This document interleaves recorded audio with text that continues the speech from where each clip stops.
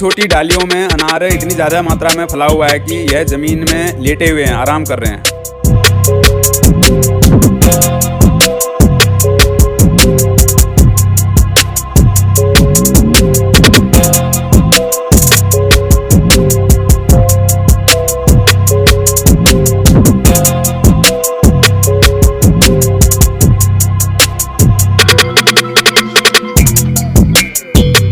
एकड़ों के हिसाब से यहाँ पर अनार की खेती की हुई है।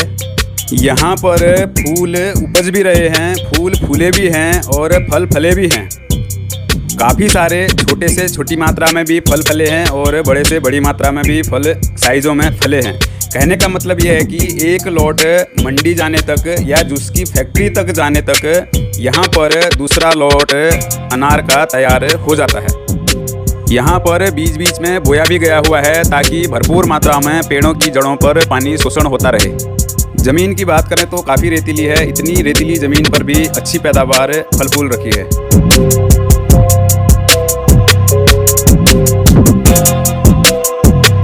जल्दी फल प्राप्ति का आजकल ये एक आसान तरीका है।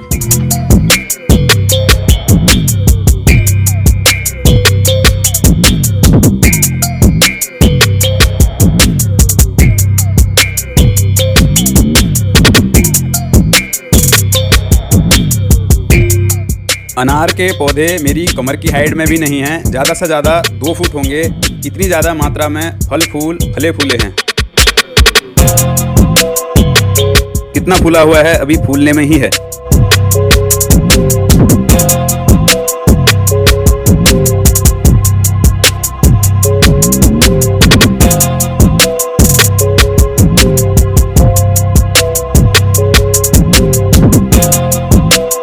नज़दीक से दिखाता हूँ मैं आपको, इतने अच्छे अनार फले हुए हैं।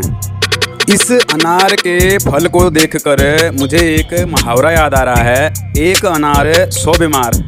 मतलब कि एक मछली पूरे तालाब को गंदा करती है। कहने का मतलब यह है।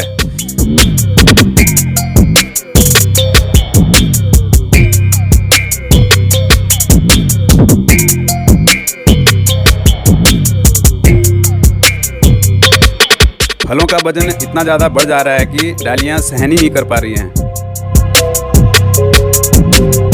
ये जो आप देख रहे हैं ये खजूर के पेड़ हैं। जूम करके दिखाता हूँ आपको, काफ़ी दूर हैं।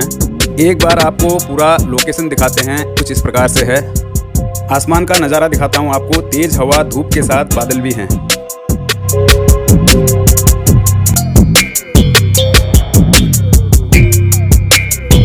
इतनी छोटी डालियों में अनार इतनी ज़्यादा मात्रा में फैला हुआ है कि यह ज़मीन में लेटे हुए हैं, आराम कर रहे हैं।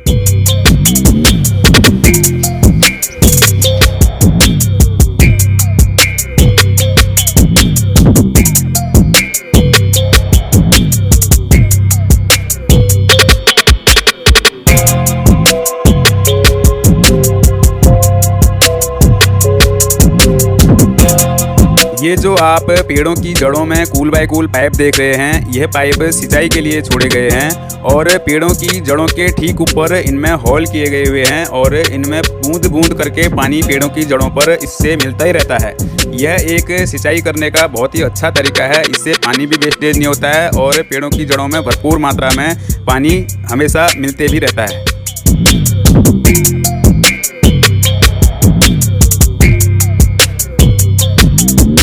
बिजली उत्पादन करने के 3-4 तरीके बताए जाते हैं।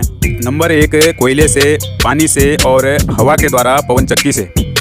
जिस प्रकार नीम, पीपल, अनार और आम हमारे स्वास्थ्य के लिए लाभकारी होते हैं, ठीक उसी प्रकार वातावरण के लिए पवन चक्की कम हानिकारक बताई गई है। हवा के बहाव के कारण इसके पंखे अपना रुख परिवर्तन कर लेते हैं, डायरेक्शन बदल लेते हैं। हवा से जो पंखे घूमते हैं इसके कारण यह बिजली जनरेट करते हैं, उत्पन्न करते हैं। बाद में बिजली वायर के द्वारा ट्रांसफार्मर में ट्रांसफ़र होती है। इसके बाद बिजली power house, sub station transfer होती है। उचित बिजली पावर हाउस से तारों में जाकर यत्र तत्र सर्वत्र तक पहुंचती है। काफ़ी लंबी प्रक्रिया है। पवन चक्की या तो पहाड़ी क्षेत्रों में ही लगाई जाती है और या फिर समुद्री इलाकों में, समुद्री तटों में ही आप इसको देख सकते हैं। यह काफ़ी बड़े होते हैं। कुतुब मीनार के साइज़ के भी आप पवन चक्की को देख पाएंगे और छोटे साइज़ों में भी यह होते हैं। आज हमने आपको अपने वीडियो के माध्यम से पवन चक्की की कुछ झलकियाँ दिखाई। पीपल के वृक्ष के कई सारे औषधि गुण हैं। हमारे शास्त्रों वेदों में भी भली भांति इसका व्याख्यान है। और जिस प्रकार हमारे श्वास हमारे द्वारा छोड़ी गई कार्बन डाइऑक्साइड ग्रहण करके उसके बदले में पेड़ पौधे हमें शुद्ध ऑक्सीजन प्रदान करते हैं। रात को पेड़ के पौधे के नीचे नहीं सोना चाहिए कहते हैं। रात को जो है वह भी कार्बन डाइऑक्साइड छोड़ते हैं, ऐसा कहा गया है। पीपल का ही वृक्ष मात्र एक ऐसा है कि जो रात को भी हमें शुद्ध ऑक्सीजन प्रदान करता है, जिसकी छांव में हम रात को भी चैनों से आराम से नींद ले सकते हैं। ये मछली पालन हौज है। इसमें खूब सारी मात्रा में मछली पली है। किसी किसी को सरकार द्वारा भी मछली पालन हौज की सुविधा उपलब्ध कराई जाती है और कोई अपना पर्सनल भी बनाता है। वीडियो अच्छी लगी हो तो चैनल को सब्सक्राइब, वीडियो को लाइक और अपना सपोर्ट प्यार जरूर दीजिएगा। जय हिंद, जय भारत।